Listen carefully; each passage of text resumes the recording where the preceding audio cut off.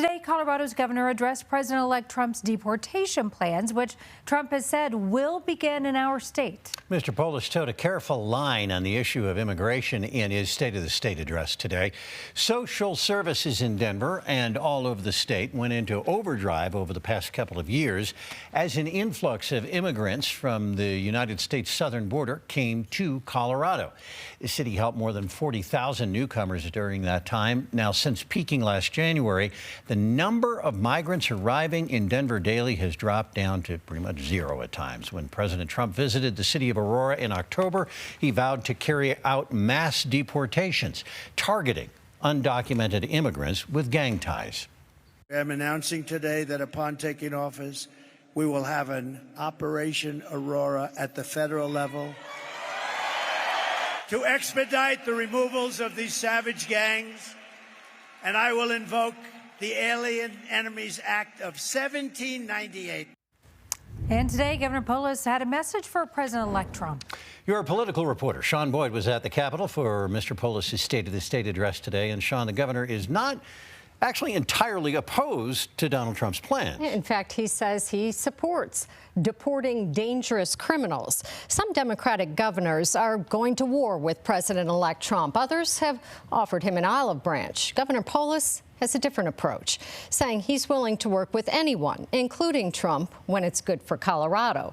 And he used his State of the State to spell out what's good and what's not regarding Trump's deportation plans.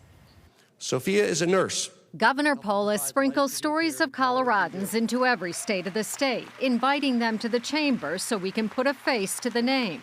Sophia is different. And if you look in the gallery, you will notice an empty seat.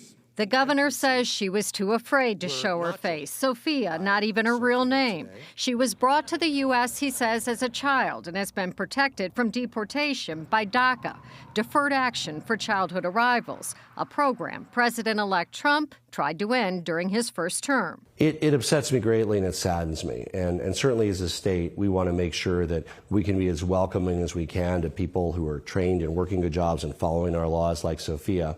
Polis used his speech to send Trump a message. We welcome more federal help to detain and deport dangerous criminals. But he says Colorado will not support efforts to deport those like Sophia, who he says has lived here for more than 20 years and works as a nurse. And that's exactly the kind of person we need in Colorado. As for migrants who have only come here recently, Polis didn't say if they deserve the same protection. And so what happens if the Trump administration goes after them? Well, I don't know what that means. We don't have an extradition treaty with Venezuela. We would welcome one. I mean, there's been times in the past we've had one. But obviously, if there are Venezuelans who are committing crimes here, we want them promptly deported. Those not committing crimes, he says, deserve a chance to stay. But Senator Barb Kirkmeyer, who sits on the Joint Budget Committee, wonders at what cost. The state spent $24 million last year to educate migrant children and has a $1 billion budget deficit this year. So we can't just keep expanding services. We do not have the funds for it. And that is an issue that this governor needs to grapple with and quit trying to muddy the waters by talking about DACA students and other things and saying Trump's going to deport everybody. He's been very clear that if there are law-abiding citizens, law-abiding people here, he's not going after those. But if these folks have committed crimes here, they need to get out of our country. Recently, President-elect Trump said he has now decided DACA recipients, like Sophia, should not be deported. Governor Polis said if Trump tries to deport law-abiding Coloradans, he won't support it. But he did not say if he would resist it in any way. His bottom line is, you know, our way of life isn't dependent on who's in the White House. Not everyone agrees with that one. All right. We're going to break down some of the other key points, too, of what the governor said today as well. That'll be coming up at 6:30 for you. Thanks, Sean. His annual address this morning before a joint session of the legislature, Governor Polis laid out his priorities for the next year.